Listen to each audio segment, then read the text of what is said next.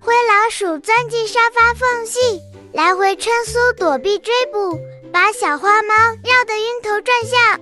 小猫尽力一旁细听动静，找准缝隙伸爪一探，恰好揪住灰老鼠的尾巴，它奋力挣脱，慌忙逃窜。